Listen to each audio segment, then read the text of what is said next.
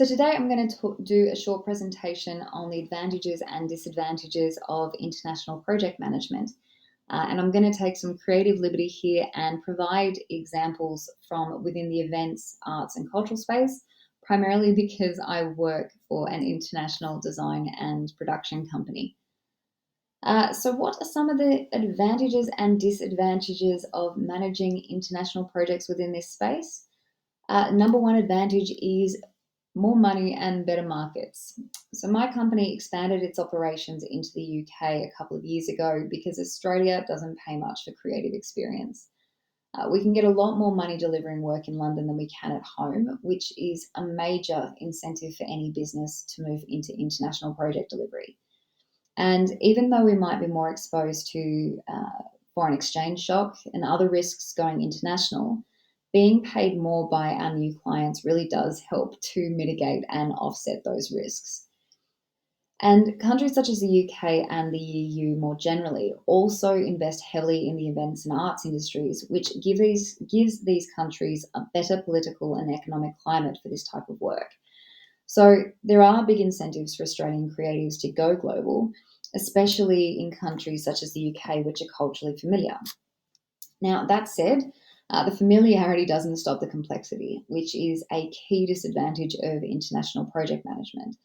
For one, despite the fact that Australia and the UK are both common law countries, legal differences still exist, and this gets even more complex when you step into the USA.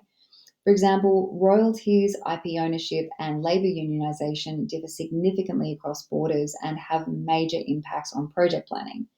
Similarly, international projects are more complex logistically because it's worth highlighting that events have very strict timelines and go live dates, which means that any delay in freight can have significant consequences to project delivery.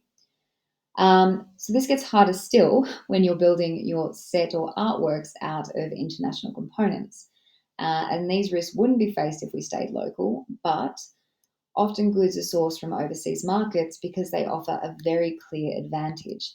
They are cheaper, the technology is more advanced, and the labour can be more cost effective. So we presently utilise suppliers from Shenzhen to Stuttgart because they offer better quality and cheaper products than we can find in Australia. As a result, our creative is better, and similarly, by running projects out of the UK, we have access to a much deeper pool of talent than we do in Australia because the market is larger. And that skilled team offers yet another advantage because not only is there more depth in the UK, but by having a team of creatives in both hemispheres, we're able to satisfy client demands faster. So while many businesses outsource labour because it's cheaper, for us it's about pace. For a small creative company, access to international labour markets goes well beyond the price point. We don't need to employ more people for more output. We can simply make better use of all the hours in the day. So while one team sleeps, for example, the other works on new creative concepts. And while we could do this locally, we'd be hit with costs associated with overtime, penalty rates, and staff would eventually burn out. So an international team working at all hours is a huge competitive advantage. Now, despite this upside, however, international teams are harder to manage because there are miscommunications, misunderstandings, and time zones often get in the way. And this brings me to the final disadvantage, communication. So even though the UK and the AU have a lot in common, the different time zones often result in a lot of emails, can be misread, or a failure to update teammates regarding a project status, which can result in a lack of trust. Similarly, there's risk of cultural misunderstandings working across diverse suppliers and clients.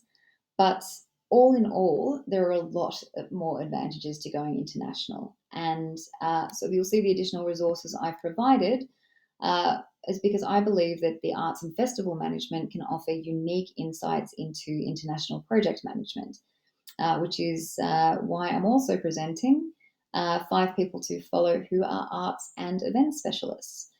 Now, the reason I believe these are of value is because diversity of thinking can result in better outcomes for project delivery. So, arts and festival managers aren't typical project managers, so new methods could be found from the ideas that they offer. Thank you.